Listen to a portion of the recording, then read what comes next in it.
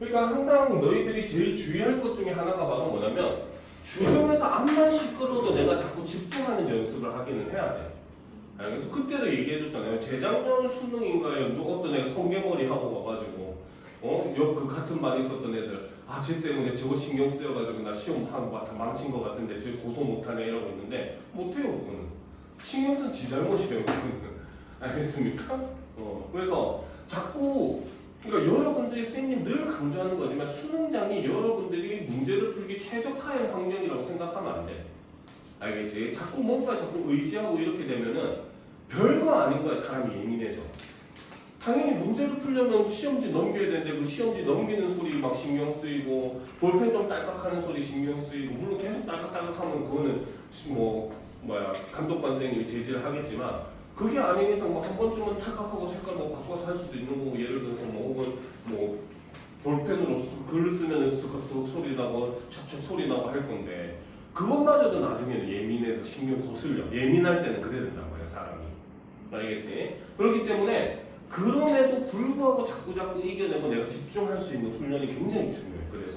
그래서 너희들한테 항상 얘기할 때 아플 때도 평소만큼은 아니더라도 조금씩 공부하는 습관을 들이라고 하고 알겠어? 그 다음에 이렇게 옆에서 시끄러울 때도 자꾸 공부를 해라라고 하는 습관을 들이라고 하는 이유가 바로 뭐냐면 바로 그런 이유가 있단 말이야. 결국 수능장에서는 너희가 오롯이 내 의지, 내 힘만으로 내가 시험에 집중을 해줘야 되는데 그게 안 되면 나중에 정말 힘들어져.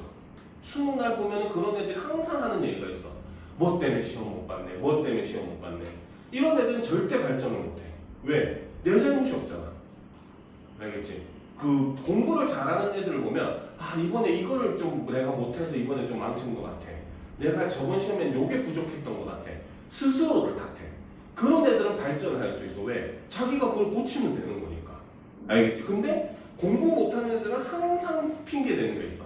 뭐 때문에 공부 못했어? 누구 때문에 공부 못했어? 누가 이래서 공부 못했어? 환경이 이래서 공부 못했어? 내 탓이 없어. 나는 잘못한 게 없다는 뜻이야. 그런 애들은 자기가 못해도 고치질 않아. 그러면은 실력이 늘질 않아. 그런 애들 정말로 되게 신기한데 정말 그런 애들 실력이 안 늘거든.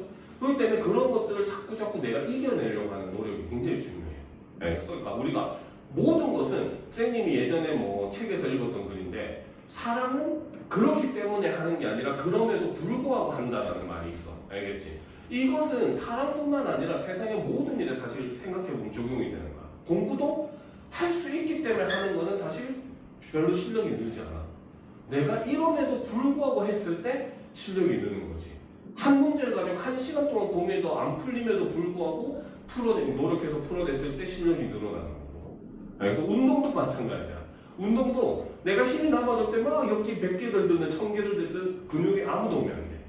근데 내가 정말 지쳐가지고 트레이너님 죽을 것 같아요 이러면 트레이너들 꼭 한마디 하지. 그래 마지막으로 한 세트만 더 합시다. 그리고 딱 하고 나면 한 세트만 더 합시다 이러면 내 힘이 다 빠졌을 때 하는 그 한 세트가 근육이 되는 거야. 진짜로. 정말 되게 신기한 게 내가 힘이 남아돌 때 막 100세트를 하든 1000세트를 하든 이건 내 근육이 안 돼.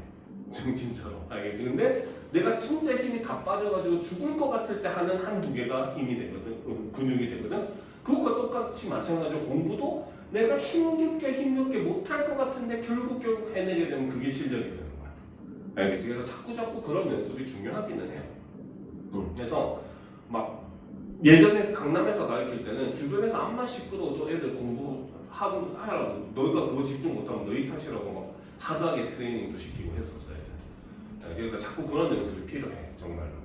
그래서 실제로 항상 얘기하지만 수능날이 너희 컨디션 중에 1년 너희 지금까지 경험해본 중에 최악의 컨디션일 거라고 얘기하듯이 아파도 집중할 수 있어야 돼. 아픈 거에 집중하는 게 아니라 공부에 집중할 수가 있어야 돼. 실제 정말 그냥 비염 있는 애는 그냥 비염 다 터지고 그래 진짜 스트레스 때문에. 그러니까 그런 거는 자꾸 이제 이겨내는 일종의 면역력이라고 할 수 있어. 그런 걸 자꾸 키워낼 수 있어야 돼. 알겠죠? 자, 그럼 윤회는 이제 높임 표현을 보도록 합시다. 알겠죠? 자, 높임 표현이라고 하는 거는 말 그대로 이제 대화에 참여하는 화자나 청자 혹은 대화에 등장하는 인물을 높이기 위한 표현이다라고 보면 돼요. 알겠죠? 이거는 나머지는 그냥 살짝 읽어만 보면 되고 별로 중요한 건 아닙니다. 자, 높임 표현에는 이제 몇 가지 높임 표현이 있는데 바로 첫 번째는 주체 높임이죠. 주체 높임은 말 그대로 문장의 주체, 즉 주어를 높여주는 방법을 우리는 주체 높임이라고 얘기를 합니다. 그래서 주체 높임을 사용하는 경우는 문장의 주어에 해당하는 인물이 당연히 화자보다 높을 경우에 우리는 주체 높임을 사용을 해요. 알겠습니까? 자, 주체 높임을 실현하는 방법은 주체 높임의 조사 깨서를 사용을 하는 거죠. 알겠죠?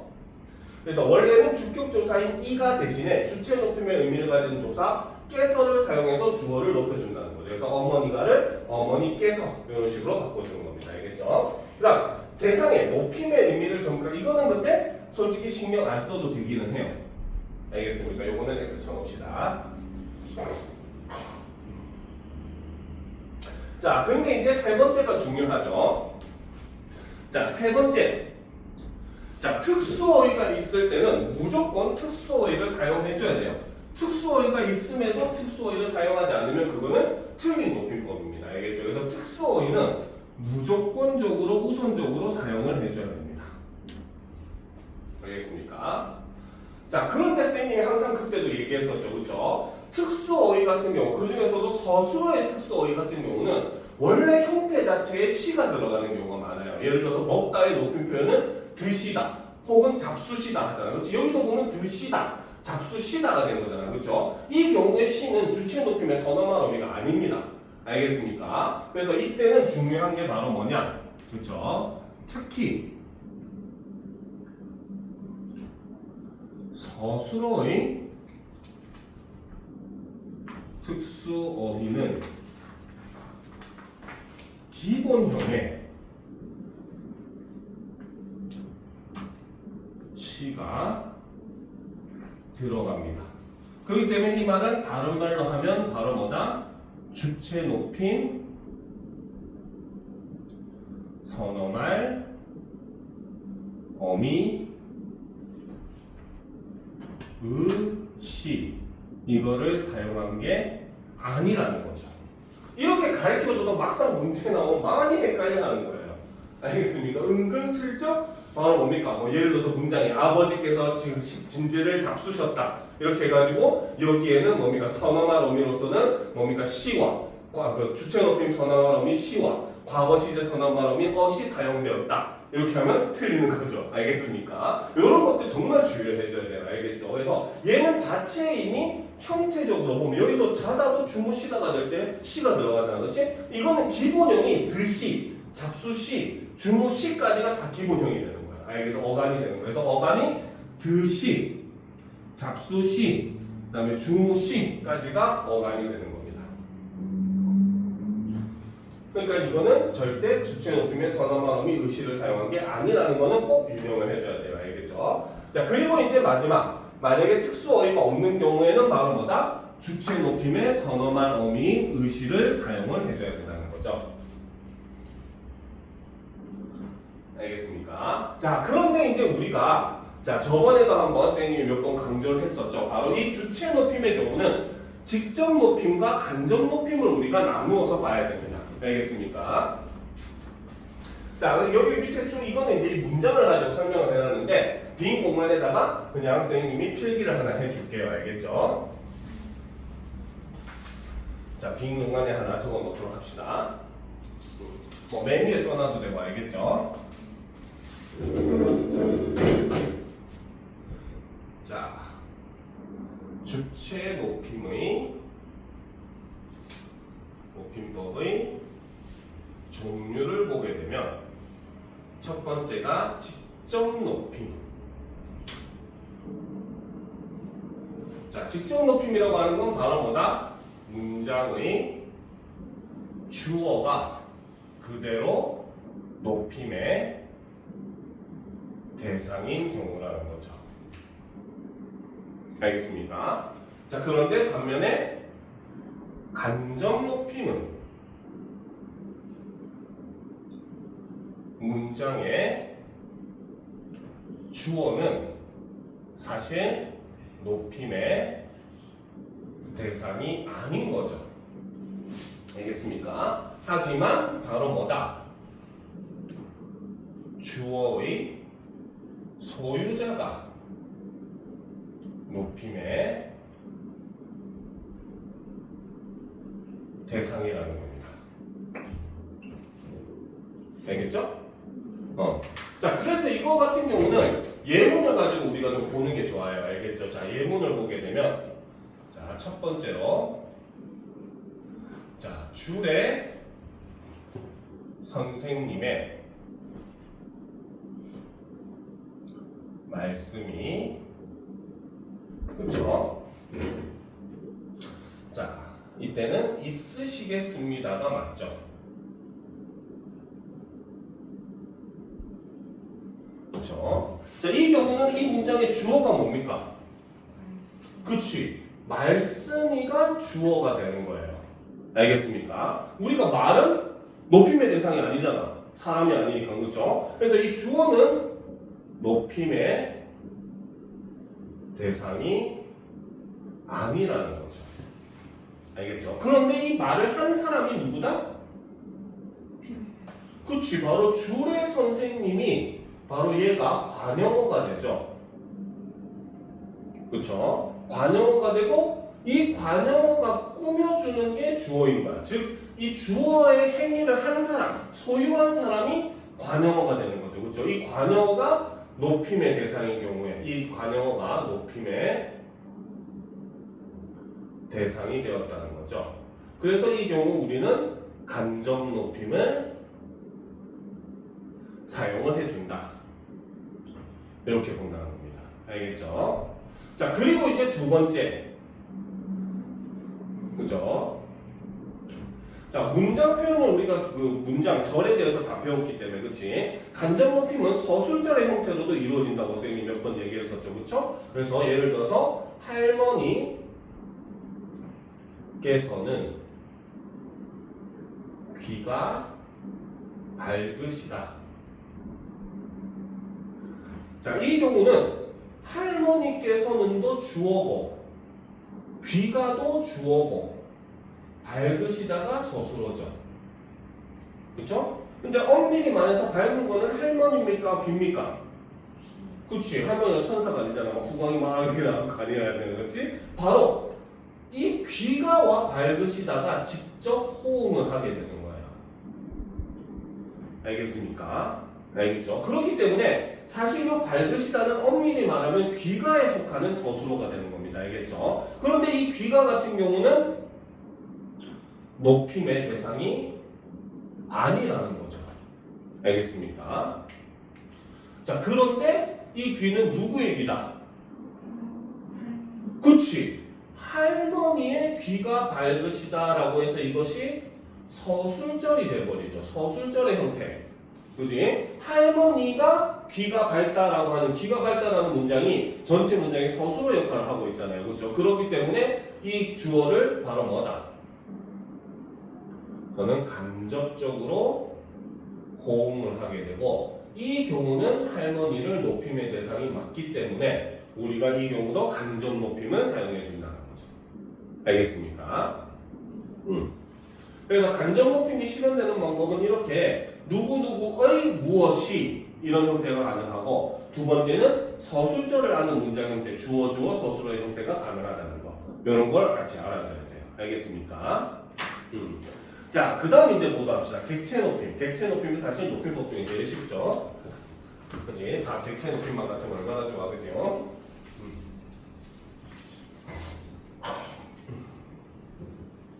자, 객체 높임은 자, 말 그대로 문장의 객체, 즉 목적어나 부사어를 높여주는 방법을 우리는 객체 높임이라고 합니다. 알겠죠? 자, 객체 높임을 사용하는 경우는 당연히 문장의 목적어나 부사어에 해당하는 인물이 타자보다 높을 경우에 사용을 하는 거죠. 자, 객체 높임을 역시 실현하는 방법을 우리가 배우게 되면은, 자, 첫 번째로 먼저 목적어를 높여줄 때, 그렇지? 자, 목적어를 높이는 경우는 이 목적어가 호응하는 특수어휘가 있을 경우만 사용해 줍니다. 알겠습니까? 그래서 목적어와 호응하는 서술어가 객체 높임의 의미를 가지는 특수어휘가 있을 경우에만 특수어휘를 사용을 해주는 거죠.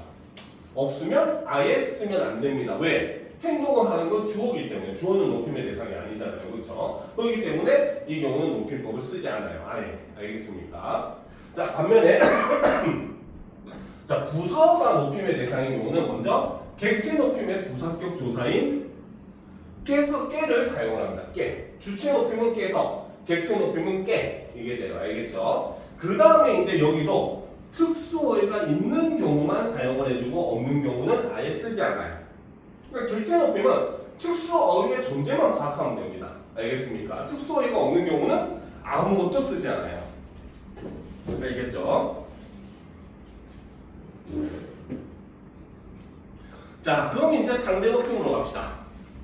객체 높임은 정말 저게 끝이에요. 다른 것도 없어요. 알겠죠? 너무 쉽죠, 그지? 자, 상대 높임을 보게 되면은 이거는 대화의 상대, 즉 청자를 높이거나 화자 자신을 낮추는 높임법입니다. 알겠습니까? 자, 그 한백고 시험 프린트를 살펴봤을 때 거기에 이제 화자를 낮추는 표현도 같이 들어있거든요. 이 경우는 사실 상대 높임인 경우에만 해당이 돼요. 알겠습니까? 알겠죠? 응? 그런 개념으로 볼 수가 있죠. 근데 솔직한 말로는 얘를 굳이 무슨 법이라고 얘기하진 않는데 너희쌤이 이제 좀 쉽게 설명하려고 아예 그냥 분류를 해놓은 건데 사실 이제 이거는 상대 높임의 한 방법입니다. 나를 낮추면은 쉽게 말해서 나와 청자가 이렇게 있었는데 청자를 이렇게 높이면은 당연히 높임법이 성립이 되겠죠. 근데 반면에 청자를 그대로 두고 나를 낮추어도 상대적으로 얘가 높아지니까 그렇죠? 높임법이 성립이 되는 거고 그런 것은 바로 상대 높임법에 해당하는 겁니다. 알겠죠? 자, 그래서 상대 높임법의 경우는 이제 조사나 특수어휘보다는 요거 중요하죠. 바로 서술어의 어미 변화를 통해서 실현이 됩니다. 자, 그래서 상대 높임을 사용하는 경우는 당연히 대화에서 청자가 화자보다 높을 경우에 사용을 한다는 거죠. 혹은 공식적인 자리에서는 우리가 상대 높임법을 써야 되겠죠. 그렇죠? 자, 상대 높임의 방법은 자, 첫 번째로 아까 얘기했던 방법, 그 방법. 화자를 가리키는 주어를 낮추어 준다는 거죠. 그죠? 그래서 나가 저, 그렇지? 내가 제, 그렇죠? 제가 할 때 그런 제, 그렇죠? 그 다음에 더하면은 우리가 뭘로? 저희로 이런 식으로 바뀌겠죠. 알겠습니다. 그래서 상대적으로 청자를 높여주는 방법이에요. 알겠죠?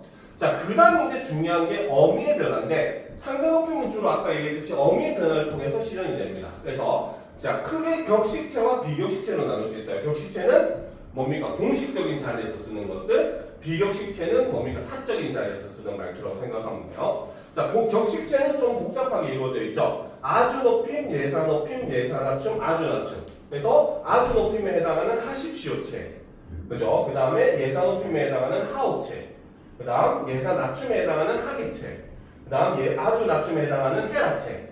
반면에 비격식체는 두루 높임과 두루 낮춤 두 개로만 나누어져요. 알겠죠? 그래서 두루 높임에 해당하는 헤어체. 근데 여기서 중요할 거, 헤어체의 이 요는 다른 것과 다르리 얘는 조사입니다. 나머지는 다 어미야. 알겠죠? 근데 헤어체의 요만 조사입니다. 알겠습니까? 왜? 헤어체의 요를 빼면 무슨 체가 돼? 그치? 조사의 특징이 바로 뭐다? 아까 얘기했듯이 조사를 생략해도 문장이 성립해야 되거든요. 알겠습니까? 그래서 헤어체 같은 경우는 해체가 이미 가능해. 근데 거기에 그냥 요만 붙인 형태야. 그래서 이거는 요는 조사로 분류를 합니다. 보조사가 되겠죠. 정확하게.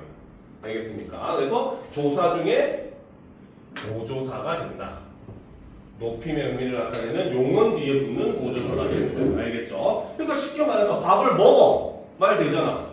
근데 거기에 요, 그지? 바로 높임법이 되어버리죠. 헤어체가 되어버리는 겁니다. 알겠습니까? 그래서 똑같이 헤어체의 요는 바로 다른 것과 다르게 어미가 아니라 조사라는 건 알아둬야 돼요. 왜냐면 모의고사 형식의 문제에서 이런 걸 묻는 문제들이 꽤 나와요. 알겠습니까? 그 다음 이제 두루 낮춤에 해당하는 게 해체가 되죠. 그렇죠? 근데 선생님이 늘 강조했죠. 중요한 거는 요걸 외워야 된다는 거.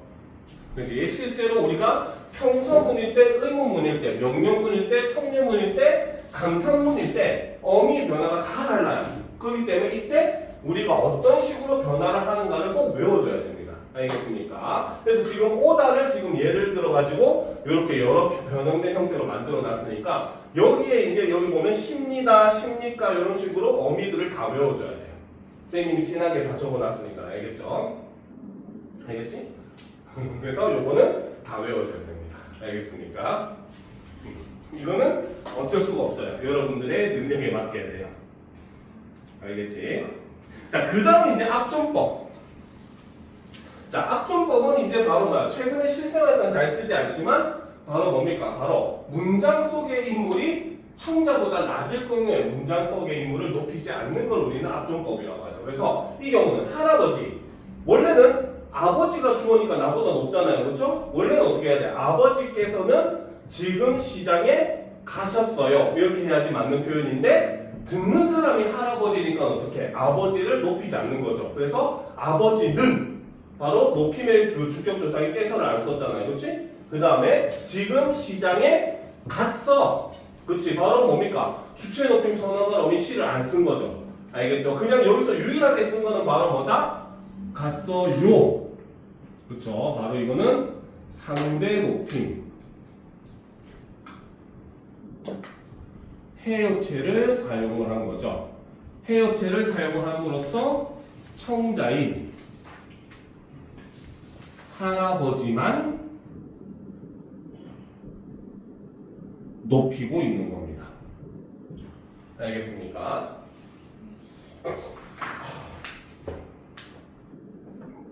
자, 거기다가 또 이제 이 단어에서 주의할 건 바로 뭐냐면 한 문장에서 우리가 한 가지 높임법만 쓰이는 게 아니에요. 주체, 객체, 상대 다 쓰일 수 있습니다. 알겠습니까? 그래서 이 각각을 여러분들이 잘 찾아내는 게 사실 제일 중요합니다. 알겠습니까? 그래서 그런 것들을 주의를 하면서 보면 됩니다. 자, 그럼 이제 다음 시제로 넘어갑시다. 뭐 여러분 들어서 시제는 이제 좀 너무 쉽지 않나? 그렇죠. 좀 낫죠. 그렇죠? 그래도 한번 들어봅시다. 자, 시제라고 하는 거는 쌤이 항상 얘기했죠. 우리가 물론 시제라고 하는 거 그냥 편하게 얘기했을 때 사건이 언제 일어났느냐 시점을 얘기하는 건데 우리가 이제 이걸 문법적으로 얘기할 때는 항상 사건 시와 발화 시라고 하는 거를 기준으로 우리가 생각을 해야 된다는 거죠. 알겠습니까? 그래서 이 두 개의 선후 관계를 나타내는 표현이다라고 항상 얘기를 했어요. 그렇죠? 자, 그 중에 이제 과거 시제는 바로 뭐다? 바로 사건 시가 발화 시보다 앞서는 경우. 이거 여러분들 항상 헷갈리게 하기 위해서 여러 가지로 변형시킨다고 얘기했어요. 그렇죠? 이거는 뭐 발화 시보다 사건 시가 앞서는 경우 해도 되는 거고. 그렇지? 발화 시가 사건 시보다 뒤에 오는 경우 이렇게 해도 되고. 알겠습니까? 그러니까 선후 관계를 제대로 파악해야 돼요. 문장 속에서. 이 선지가 발화 시가 먼저라고 얘기하는 건지 사건 시가 먼저라고 얘기하는 건지 이 관계를 정확하게 파악을 해줘야 되는 겁니다. 알겠죠? 그래서 예전에 가르치는 애는 아무리 막 이렇게 선지가 있더라도 해도 그냥 사건 시, 발화 시 옆에다 이렇게 일부러 제가 적어놔. 그러면 오히려 덜 헷갈릴 거예요. 알겠습니까? 그래서 이 표현이 어떤 걸 나타내는가를 잘 판단을 해줘야 돼요. 그래서 과거는 말 그대로 사건 시가 발화 시보다 앞서는 경우 먼저 사건이 일어났고 그에 대해서 얘기하는 시점이 나중인 경우가 되는 거죠. 알겠습니까? 자, 그래서 과거 시를 나타내는 표현은 첫 번째 과거를 나타내는 시간 부사어를 사용하면 되고 두 번째는 과거 시제 어미를 사용하는데 먼저 서술어로 사용되는 경우는 그렇죠? 바로 과거 시제 선어만 어미 at, of, 더를 사용을 합니다.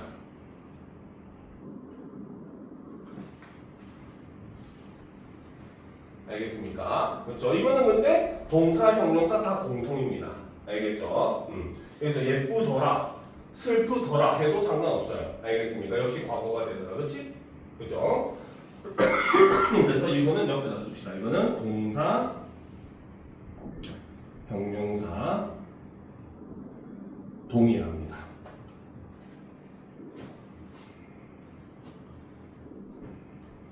됐습니까? 그렇죠? 자, 그런데 이제 이것이 관용어로 사용되는 경우가 있어요.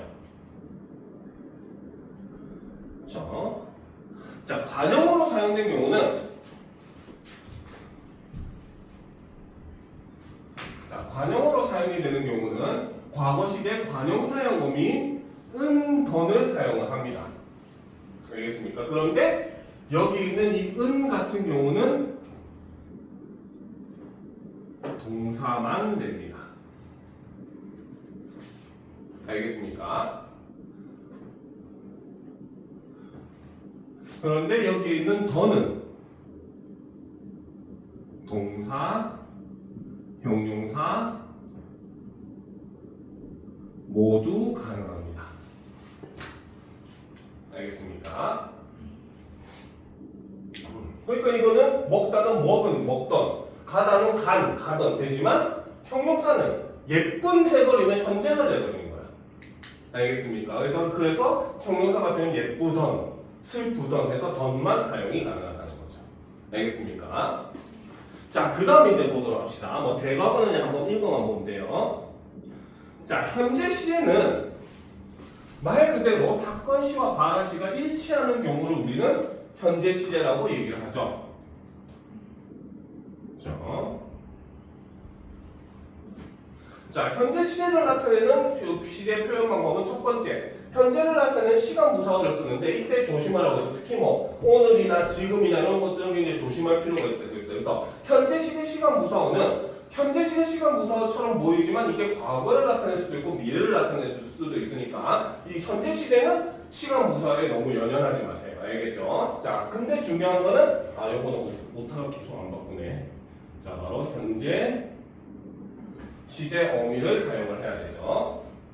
자, 그래서 문장에 서술어로 사용된 경우는 뭡니까? 서술어로 사용된 경우는 니은이나 는을 사용하는데 이거는 동사만 가능합니다. 알겠습니까? 자, 밑에다 요거는 하나 써놓읍시다. 바로 형용사는 서술어로 사용될 경우 기본형이 현재 시제입니다.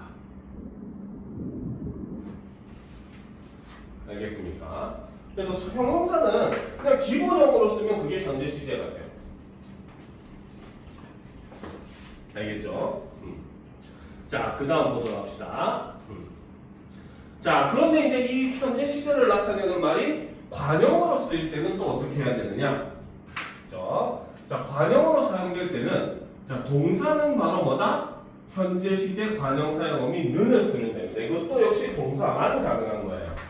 알겠습니까? 자, 이거는 그 서술어에서 현재 시제 선언어미 는이든지 현재 시제 관형 사용어미 는이든지 는은 무조건 동사에만 쓰여요. 알겠습니까? 알겠죠? 그러니까 동사 형용사를 구분하는 기준으로서 바로 이 시제의 선언한 어미를 나타내는 경우가 굉장히 많아요.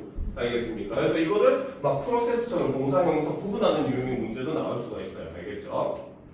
자, 그 다음 형용사나 서술격 조사 같은 경우는 어떻게? 현재 시제 관형사형 어미로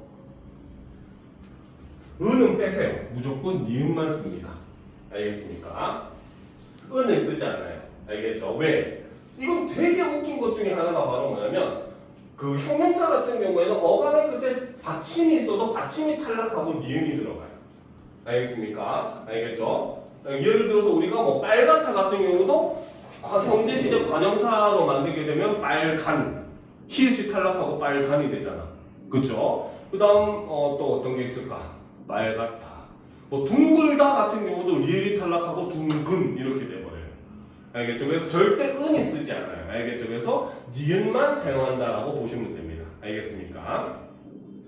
자, 그 다음 이제 미래 시제는 자, 당연히 사건 시가 발화 시보다 뒤에 오는 경우 그쵸? 바로 아직 발화를 하는 시점에 사건이 일어나지 않은 걸 우리는 미래 시제라고 하는 거죠. 그쵸? 자, 미래 시제 같은 경우는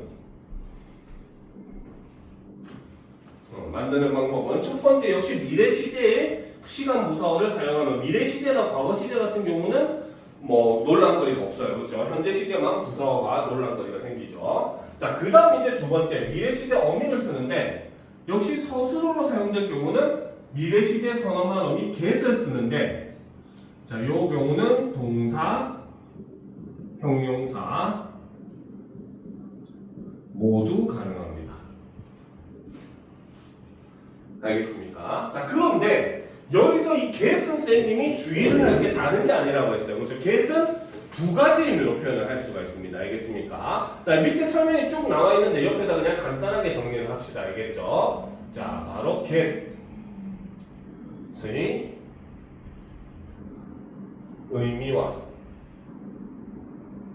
시제를 보게 되면, 자, get이 의지를 나타내는 표현, 나는 밥을 먹겠다, 영화를 보겠다 같이 의지를 나타내는 표현인 경우는 시제가 무조건 미래 시제가 됩니다.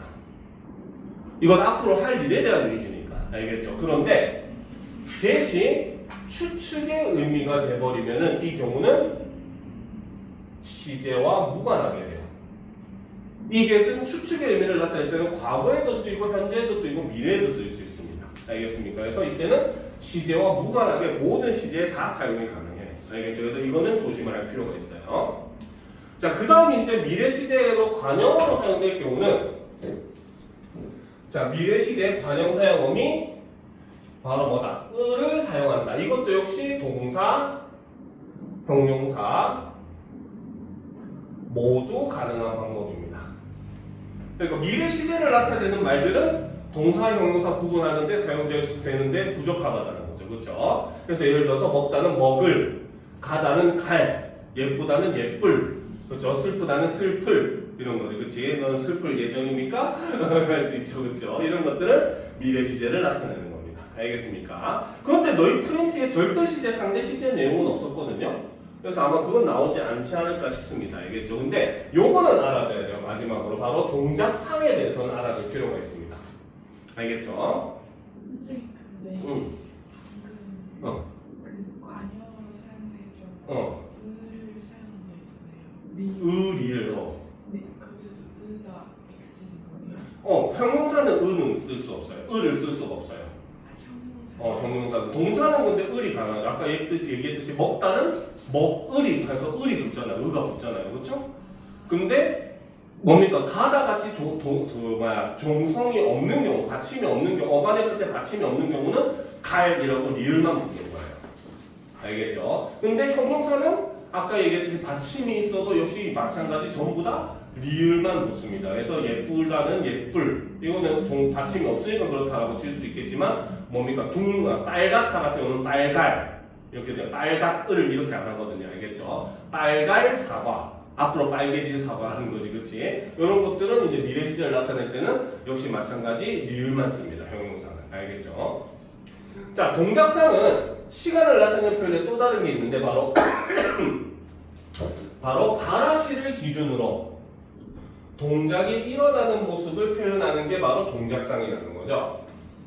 자, 동작상은 크게 진행상과 완료상으로 나눌 수가 있습니다. 자, 진행상은 바라시에 여전히 동작이 진행이 되고 있는 걸 진행상이라고 하는 거죠. 그래서 이때는 보조형은 뭐뭐고 있다, 뭐뭐아오 가다 이런 걸 사용하고, 혹은 연결어미 뭐뭐으면서 이런 걸 쓸 수가 있어요. 알겠죠? 그런데 여기서 주의할 것 같은 경우는 바로 뭐다? 특히 뭐뭐고 있다 같은 경우는 중의성을 가집니다. 알겠습니까? 예를 들어서 철수가 뭡니까? 지금 옷을 입고 있다. 이거는 중의적인 의미예요. 왜 중의적인 의미입니까? 응? 철수가 지금 옷을 입고 있다. 왜 중의적인 의미입니까?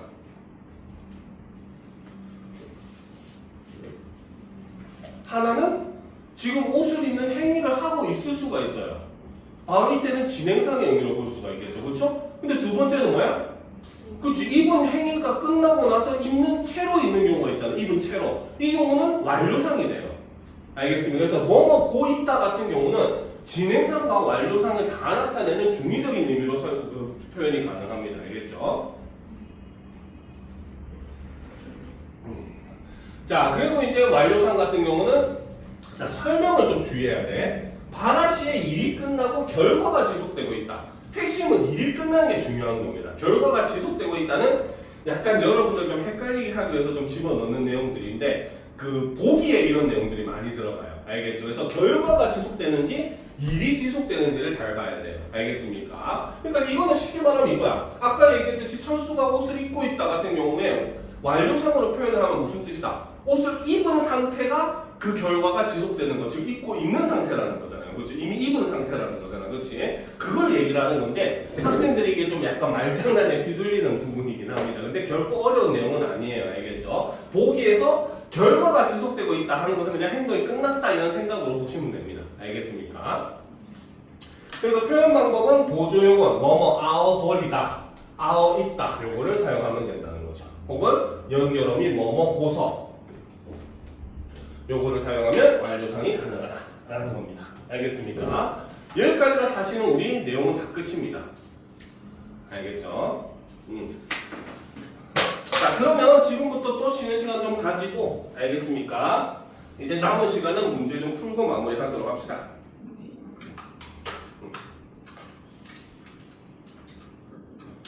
윤서는 몇 번까지 풀었어? 24.